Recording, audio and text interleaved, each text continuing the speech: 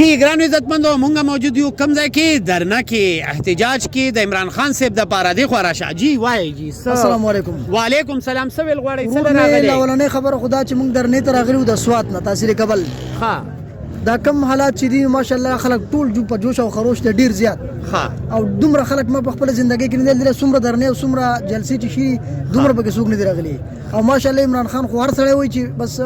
لکه دار سړي خو وخت یو زمانه خو یو شعر مې راخ کړو د عمران خان په حواله سره جی جی پلیز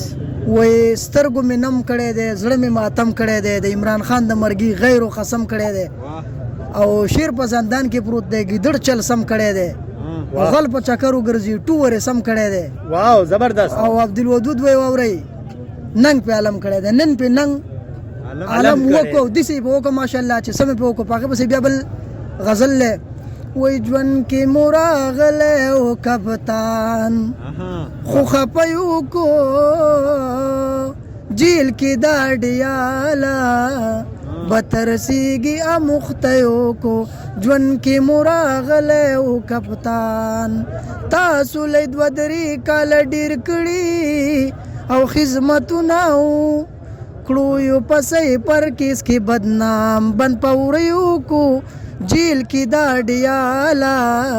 بترسیږي امختیو کو ژوند کې مراغله او کپتان شپوا د اتوار 12 بجې کینی ولو تا خپا کو علم اسلام کو کنیو کو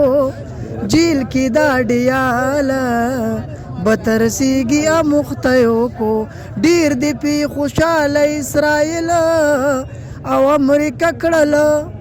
وسیرا کې استله د ایران صدر سیک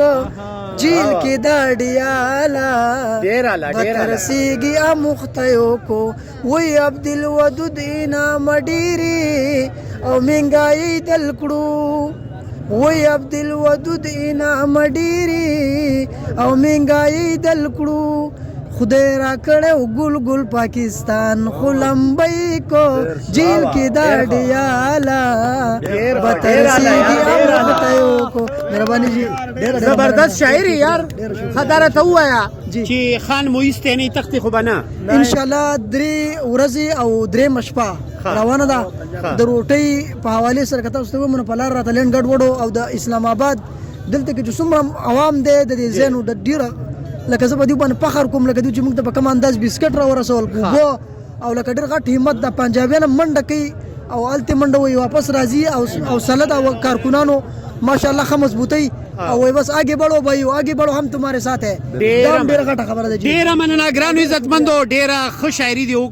ډېر وکړله او سپیشلی چې په خپل الفاظ کې دوی عمران خان صاحب یاد کو د عمران خان صاحب سره دلته چې څوک راغلي مینا کوي ضروری ده نه ده ډېر خلک داسې دي داغوی مجبوري ده چې دلته نه دي را رسېدلي خو چې کوم نه دي را رسېدلي داغوی مینې ته هم سلام دی خو کوشش وکړئ اکثر زه چې چا نه ویوز علم انټرویو ته کومه ته 90% خلک دا وایي د عمران خان دپاره جان حاضر ہے نو چې جان حاضر پرېده رورا دلته راشه شرکتو کا چې پارټیسپیشن زیات شي چې عمران خان آزاد شي پښتون غږ ګورئ او دا ویډیو سره شیر کوئ د الله په امان